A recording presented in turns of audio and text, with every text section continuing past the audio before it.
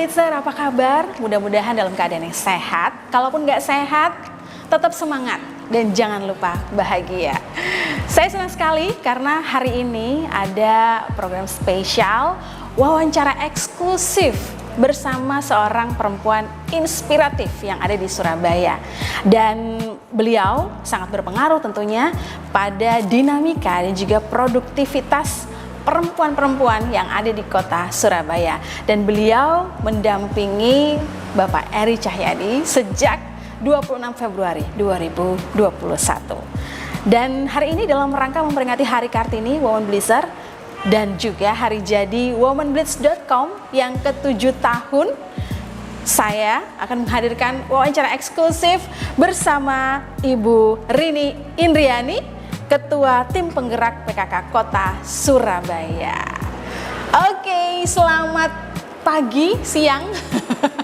Apapun yang ada di rumah, mungkin kalau nontonnya malam ya selamat malam gitu ya Bu ya. Apa kabar Bu Rini? Baik, alhamdulillah Mbak Lili, sehat semuanya. Alhamdulillah baik. Gimana nih Bu, setahun kerasa nggak Bu mendampingi Bapak Eri? Kerasa banget ya. Karena ini dunia baru buat saya dan ada beban lumayan ya, beban mental yang harus kami tanggung, tetapi yaitu kita niatkan semua itu dengan hati ikhlas, dengan untuk kepentingan masyarakat, untuk kemaslahatan umat, insya Allah diberi jalan. Jadi sekarang jalannya seperti air yang mengalir ya, alhamdulillah, mudah-mudahan diberi kemudahan selanjutnya. Apa Bu yang mungkin paling kerasa nih Bu, apa yang berubah semenjak mendampingi Bapak yang sekarang ini udah, wah aktivitasnya luar biasa ya Bu ya. Hal kecil nih Bu. Waktu yang pasti ya, berubah. Jadi momen saya ketemu anak-anak, momen saya ketemu Bapak itu sangat minim sekali. Jadi kadang-kadang kita curi-curi waktu di sela-sela waktu, kalau ada itu kita ketemuan di kediaman, kadang-kadang kita makan bareng gitu. Itu waktu sekarang tuh hal yang berharga buat kami. Jadi sangat kehilangan waktu untuk keluarga gitu, tapi insya Allah kita masih bisa berbagi. Iya, dinikmati ya Bu ya. Dinikmati, betul. Disyukuri ya. Disyukuri ya. Tapi ada nggak Bu sesuatu hal yang mungkin kalau zaman dulu itu bangun masih bisa masak misalkan. Nah kalau sekarang masih bisa nggak Bu masak? Oh bisa banget. Jadi saya itu termasuk, Bapak itu termasuk orang yang suka masakan rumahan ya. Oh, iya. Jadi anak-anak juga terbiasa dengan masakan rumahan. Jadi saya itu biasanya mengatur jadwal itu di atas jam 9. Itu sudah pasti, kecuali kalau ada memang yang tidak bisa ya, itu baru saya pagi. Tapi selama saya yang mengatur jadwal, saya minta di atas jam 9, sehingga saya sempatkan untuk masak, saya siapkan untuk anak-anak, itu sudah kewajiban. Nah, Women Blitzer kita hari ini dalam rangka Hari Kartini kita mau membahas soal Kartini. Kalau dulu di era 1911 sosok Kartini berjuang untuk menyuarakan kebebasan perempuan bisa bersekolah lagi sama dengan para pria. Nah, kalau sekarang Kartini masa kini seperti apa nih Ibu Rini, menurut Ibu Rini? Kalau Kartini menurut saya, Kartini sekarang itu harus multi talent ya, harus semua bisa. Ini tidak bicara tentang emansipasi saja, tetapi bagaimana peran wanita itu bisa multitasking ya. Jadi dia juga harus bisa berperan sebagai ibu dari anak-anaknya, dia juga harus bisa berperan sebagai istri dari suaminya, dia juga harus berperan sebagai ibu di dalam lingkungan kantornya. Jadi multitasking, dia harus bisa menjadi ibu yang luar biasa. Tapi kalau kita merujuk ke kota Surabaya nih Bu, sebenarnya seberapa besar nih Bu perempuan yang ada di kota Surabaya dalam berkontribusi ke kotanya sendiri nih Bu? Peran perempuan di kota Surabaya itu luar biasa. Contoh kader-kader ya, kader-kader saya berbicara di PKK ya. Kader-kader itu luar biasa. Kader-kader kami itu kan rata-rata semua perempuan ya. Perempuan, pergerakan mereka itu luar biasa. Mereka sangat membantu sekali pemerintah kota Surabaya. Pemerintah kota Surabaya tidak mungkin bisa berjalan sendiri tanpa adanya masyarakat, dukungan support masyarakat, terutama kader-kader. Jadi kader-kader, misalnya contohnya pada saat kemarin COVID-19, kita membentuk Pendekar Biru, di mana mereka itu karena dulu masih takut ya untuk vaksin, masih kesadaran masyarakat untuk pentingnya vaksin itu masih kurang. Sehingga kita door to door tuh, kita dibantu sekali oleh kader-kader pendekar biru uli untuk ayo yuk mau vaksin yuk, ayo ini aman begini. Itu door to door. Mungkin kalau sekarang orang sudah kesadarannya sudah tinggi ya, sehingga tanpa disuruh kadang-kadang mereka cari ada vaksin mana nih yang ada buka gitu. Kalau dulu kita itu salah satu perannya wanita untuk pembangunan kota Surabaya, sehingga COVID di kota Surabaya bisa melandai. Kemudian itu peran dari wanita banyak sekali. Iya. Baik, tapi kalau di Surabaya sendiri nih Bu, ada tidak sosok perempuan Kartini masa kini yang mungkin di mata Ibu Rini itu bisa dijadikan satu sosok inspirasi sebagai Kartini masa kini? Kalau saya disuruh memilih tokoh inspirasi di Surabaya, sulit ya. Karena menurut saya semua perempuan itu pasti punya kelebihan dan kekurangan masing-masing. Menurut saya semua menginspirasi, karena misalnya ada ibu rumah tangga yang bisa membagi waktu dengan pekerjaan. Dia itu seorang direktur, kemudian dia ibu rumah tangga yang sukses, anak-anaknya sukses, itu sangat menginspirasi dari sisi yang sana. Tapi ada juga ibu-ibu kader yang luar biasa, yang sepuh-sepuh loh Mbak, usianya 70 tahun, tapi luar biasa Mbak. Dia tidak mengenal lelah untuk terus masih turun untuk mendampingi warganya. Itu luar biasa, itu juga sangat menginspirasi. Sehingga saya bilang semua menginspirasi buat saya. Lalu kalau peran di sisi lain tadi, perempuan di kota Surabaya ternyata punya peran melandaikan kasus COVID yang ada di Surabaya. Betul. Kalau dalam bidang perekonomian nih Bu, seberapa besar nih para perempuan-perempuan ini yang ada di kota Surabaya, khususnya karena sekarang ini kita ada di Surabaya Kria Galeri gitu, tempatnya para UKM yang ada di kota Surabaya. Seperti apa Bu? Oh, besar juga. Karena pelaku UMKM kita hampir 90% itu adalah perempuan. Pengrajin tas, kemudian makanan, kemudian handicraft, macam-macam itu rata-rata ibu-ibu. Perannya perempuan itu luar biasa karena pelaku UMKM itu rata-rata adalah perempuan. Kita memberdayakan perempuan, jadi kita latih mereka, kemudian produk-produk kita yang produk UKM itu kan macam-macam deh Mbak. Ada yang mungkin dia baru pemula, kemudian ada yang mungkin sudah medium yang sudah bagus tapi mungkin packagingnya kurang bagus. Ada juga yang mungkin sudah oke sampai dia keluar negeri, keluar kota gitu ya. Itu macam-macam, sehingga kita bina mereka, kita beri pelatihan sesuai dengan level-levelnya mereka, sehingga kita berdayakan mereka. Nah, pengen tahu nih, mungkin perempuan-perempuan di Surabaya atau kota lainnya juga pengen tahu bagaimana Bu, kalau misalkan kita ini sudah punya usaha nih, pengen jadi binaan di kota Surabaya khususnya. Lalu kalau itu ada bisa ekspor tuh sebenarnya apa kriterianya Bu? Kalau binaan nanti bisa lewat Disjak ya. Kita ada Disperindak, kemudian ada bisa juga melalui kecamatan masing-masing. Karena di PKK itu, di kantor saya PKK, itu kita punya store ya seperti ini, cuman mungkin tidak terlalu besar ya. Jadi di situ ada UKM di Surabaya dari 31 kecamatan muter gantian. Mereka semua berkesempatan untuk bisa saya tampilkan di sana. Kami memfasilitasi karena produk itu kalau kita kan bantu memasarkan ya, segitu banyaknya produk, kalau nggak memasarkan buat apa gitu ya. Yang penting kan pemasarannya begitu ya. Itu salah satunya itu, sehingga teman-teman yang mungkin ini bisa melalui kecamatan, kemudian bisa melalui Disperindak. Untuk standar-standar yang untuk ekspor atau yang bisa itu kan melalui kurasi. Nah, yang menentukan kurasi itu adalah Disperindak. Saya kan kebetulan juga selain ketua PKK, ketua Dekranasda. Ketua Dekranasda. Betul. Nah, kami di sini membantu kurasi sehingga berimbang, karena Dekranasda ini ada yang dari desainer, ada yang dari pengrajin.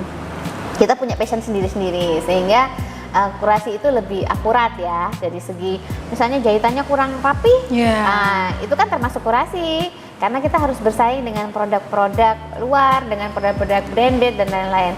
Tetapi tidak kalah, produk-produk UMKM sebenarnya punya potensi Kualitas sekali. yang luar biasa. Kualitasnya bagus. Ya. Ketika ditolak atau tidak diterima kurasinya, bukan berarti produk Bapak Ibu itu gagal. Iya. Itu justru menjadi motivasi, menjadi pemicu, aku harus lebih baik lagi. Kenapa kok aku ditolak? Karena mungkin produk saya kurang apa, sehingga ada motivasi untuk memperbaiki. Kalau nggak gitu nggak bisa berkembang, nggak bisa maju ya. Ya biasanya seperti itu ya Bu ya. Betul. Tapi saya kebanyakan tuh melihat sebenarnya hasil baik itu kreasi-kreasi ataupun produk-produk lainnya. Kalau UKM tuh mereka tuh benar-benar mencurahkan gitu. Betul. Tapi kekurangannya terkadang bingung mau memasarkan, Bu. Iya, betul. Makanya di sini tugas dari pemerintah kami adalah untuk membantu memasarkan. Salah satunya dengan adanya SKG ini. SKG kami ada beberapa tempat ya. Salah satunya di MER. Kemudian juga kita ada Epeken ya. Kemudian kita ada juga beberapa basar atau kegiatan-kegiatan untuk membantu memasarkan. Karena pemerintah ya bisanya seperti itu, berusaha semaksimal mungkin untuk membantu pemasaran. Iya. Tapi UKM-nya juga harus semangat ya. Kalau kita pemerintahnya sudah semaksimal mungkin, seupaya mungkin untuk membantu UKM-nya, kalau UKM-nya nggak mau maju, nonsen, nggak bisa. Iya, betul. Itu yang paling penting. Iya, paling penting sekali. Karena terkadang menumbuhkan semangat tuh agak-agak betul. susah-susah gampang ya, Bu Betul, ya. betul. Kayak mungkin ada yang bagaimana dengan mereka yang ini, Bu, udah punya usaha tapi berpikirnya tuh terlalu overthinking juga. Mungkin iya juga, kayak kompetitornya kok banyak banget. Betul. Mana mungkin aku bisa laku kayak gitu, Bu. Jadi mindset pengusaha itu harus kita rubah dulu. Belum tentu barang kita itu tidak laku, jangan. Apalagi sekarang Surabaya kita punya moto kolaborasi, sinergi, gotong royong. Seperti kita bekerja sama dengan Tokopedia, kita bekerja sama dengan beberapa instansi, dengan beberapa OJK, bank, itu usaha kami untuk membantu memasarkan, untuk membantu. Tetapi ya gitu, tetap harus UMKM-nya harus berjuang, harus semangat. Betul sekali. Bu, balik lagi ke perempuan.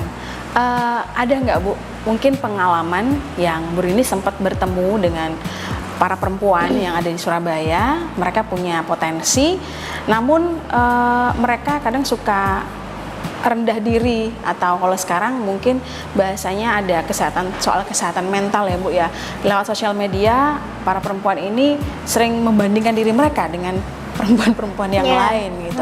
Nah, Ibu Rini bagaimana, Bu, melihat fenomena ini, dan gimana kita sebagai perempuan juga membentengi dari terpaan banyak sekali itu tadi di sosial media yang wah kok dia gini ya. Ya, betul. Mungkin yang pertama adalah syukur ya. Kita harus bersyukur. Bersyukur terhadap apa yang kita punya, itu yang nomor satu. Ketika kita sudah mensyukuri apa yang kita punya, insya Allah kita akan menerima apa adanya kita. Dan mungkin lebih baik, lebih bijak dalam menggunakan sosmed. Itu sangat penting ya, terutama juga anak-anak banyak yang sekarang. Jadi kalau menurut saya, untuk semua perempuan sosmed itu penting ya untuk saat ini memang penting ya sekarang, tetapi kita harus bijak dalam menggunakannya dan tetap semangat. Insya Allah itu sudah menciptakan manusia itu udah sangat sempurna deh, dengan kelebihan dan kelemahannya masing-masing. Bu, kalau perempuan-perempuan muda nih, Bu, ada nggak, Bu, program-program juga yang digagas oleh pemerintah Kota Surabaya untuk bisa mengaktifkan nih para perempuan-perempuan kreatif yang ada di Surabaya? Banyak kegiatan yang diadakan pemerintah, dari kita ada pelatihan-pelatihan ya, dari DP3A itu ada pelatihan-pelatihan untuk perempuan-perempuan mitigasi bencana. Jadi perempuan ini kan ibu-ibu terutama ya, itu kan yang selalu ada di rumah ya. Sehingga kalau ada bencana, mereka pertama kali yang tahu bencana itu kan ibu-ibu yang sigap, harus sigap. Nah, itu ada pelatihan-pelatihan untuk ibu-ibu untuk sigap. Kemudian ada juga kegiatan pelatihan untuk produk-produk UKM, untuk pemberdayaan wanita. Itu juga ada kita. Kemudian juga ada program-program apa namanya pemberdayaan wanita dari Dinas Pendidikan. Dia punya program untuk anak-anak perempuan yang bermasalah, sehingga bekerja dengan apa konsul psikologi ya untuk memberikan pelatihan-pelatihan. Banyak sekali yang Itu tidak terbatas umur ya, Bu? tidak terbatas umur karena karena kondisi pandemi ini luar biasa ya. Iya. Permasalahan itu bukan hanya di orang dewasa, anak-anak itu ternyata menjadi masalahnya juga lumayan banyak yang timbul, sehingga tidak terbatas umur. Iya, iya, iya. Jadi kalau misalkan perempuan-perempuan yang ada di Surabaya ingin aktif dan berkontribusi, bisa langsung searching, juga ada banyak ya, Bu ya? Banyak program sekali. pemerintah Kota Surabaya, Ya, itu bisa menemukan bisa. dinas mana, tinggal ke sana Betul, gitu ya, Bu, ya? betul, betul. Iya, iya, iya. Jadi kita bersinergi ya, di PKK juga ada, di Kranasda juga ada. Jadi kita bersinergi. Oke, baik. Lalu mungkin pesan nih, Bu, untuk para perempuan di Kota Surabaya, perempuan yang mungkin masih muda, produktif, yang saat ini mungkin punya banyak mimpi juga gitu, dan ibu-ibu lainnya juga yang sekarang ini di usia produktif, memiliki usaha, apa yang tetap kita miliki untuk menjadi Kartini masa kini? Untuk seluruh perempuan yang ibu-ibu yang bukan ibu-ibu aja ya, untuk seluruh perempuan di Surabaya tetap menjadi perempuan yang hebat ya. Jadi kita perempuan itu bukan hanya sekedar emansipasi, perempuan bisa menjadi sekarang perempuan sudah terbuka ya, bisa menjadi pegawai negeri, kepala dinas perempuan banyak, direktur juga banyak. Tetapi jangan lupa bahwa perempuan itu sudah menjadi kodratnya bahwa menjadi seorang ibu, menjadi seorang istri dari suami. Tapi saya mau, tadi udah ngomong nih, kita harus gali tipsnya ya. Tadi udah pesen tips-tipsnya nih, Bu. Cara membagi waktu seperti apa? Apakah Bu Rini ini harus mencatat ya kan? Hari ini bangun jam segini. Harus supaya kita bisa ini, atau sebelum bangun tidur kayaknya oh iya, aku lupa ini. Nah, ada nggak, Bu, ritual-ritual khusus dari Bu Rini itu? Iya, jadi kalau khusus sih enggak ya, kita mengalir saja. Kalau untuk komunikasi, kalau intens kita punya grup, ada grup isinya cuma berempat, anak saya 2, bapak sama saya, sehingga komunikasi kita mungkin sekarang lebih ke arah sana. Tetapi saya itu selalu berkomunikasi dengan anak-anak. Kalau bapak agak susah ya, karena kan kegiatannya banyak. Kalau saya masih, walaupun kegiatan saya banyak, tetapi saya tetap memprioritaskan anak-anak. Hanya untuk makan bareng aja. Kita makan di mana, di luar gitu. Jadi saya yang harus mengalah, sehingga saya bilang sama ajudan nanti kalau kayak misalnya anak saya, Bu, aku habis ujian nih, ayo kita makan di luar. Jadi saya harus memilih-milih ya. Jadi oke, ibu ada waktu nih cuma segini nih, nanti setelah itu ibu ada lagi. Itu kita benar-benar masih jadi quality time ya, bukan kuantitas tapi quality time. Sabtu Minggu saya kurangi kegiatan, kalau memang saya bisa kurangi, saya efektifkan hari biasa. Tapi hari Sabtu Minggu saya libur. Kalau memang tidak bisa, kalau memang bisa diatur ya. Tapi kalau enggak, paling tidak sampai seharian, setengah hari, ada waktu bareng anak-anak. Begitu juga dengan Bapak, kita punya komitmen kalau hari Minggu usahain ya, kita ada momen untuk keluarga. Kalaupun misalnya Bapak nggak bisa tinggal, kadang-kadang kita ketemu di mana, janjian ketemu di mana, jam berapa yang beliau bisa, ya udah gitu. Kalau berbicara soal Bu Rini ini kan mungkin banyak orang yang nggak terlalu tahu nih kesukaannya Bu Rini ini apa. Nah, ini momen ini saya mau tanya nih. Bu Rini itu kesukaan atau me time-nya itu apa sih, Bu? Me time saya tuh ya hanya tidur langsung sambil nonton TV gitu ya, sambil santai. Itu udah me time banget loh buat saya. Sambil nonton TV gitu, santai gitu. Nontonnya apa nih, Bu? Kenapa? Korea, nonton Korea? Salah satu ya, iya. Kadang-kadang berseri kan kalau Korea itu. Kadang-kadang ada waktu gitu sampai sekalian gitu. Jadi dicepetin gitu. Pokoknya kalau nggak kan penasaran ya. Sedangkan untuk nonton kan nggak punya waktu saya gitu. Jadi yang penting tahu cerita, oh begini gitu. Jadi supaya nggak penasaran gitu. Jadi kalau nonton TV, nonton film sambil santai itu tuh udah me time banget buat saya. Kalau ini Bu masak, Bu sukanya masak apa, Bu, buat anak-anak? Gini sih, kesukaannya Bapak apa, Bu? Oke, kalau Bapak itu senangannya tuh bakso, senangannya beliau tuh masakan Indonesia, masakan Jawa. Oke, Bu. Senangannya tuh beliau masakan Jawa gitu. Coto ayam, itu hobi banget. Bisa dalam 1 bulan tuh sampai berapa kali itu makan soto ya, doyan banget sama soto. Nggak susah berarti, Bu ya? Enggak, Bapak tuh enggak susah. Ya itu karena kebiasaan ya. Dari dulu di rumah beliau juga ibu suka hampir setiap hari masak, sehingga kebiasaan masakan rumahan itu dari dulu udah gitu. melekat, jadi Yeah. Beliau tuh lebih senang masakan rumahan daripada beli gitu. Jadi kalau misalnya nih pernah suatu saat tuh saya yang sibuk banget yang nggak sempat masak gitu ya. Pertanyaannya simpel tapi menusuk ya.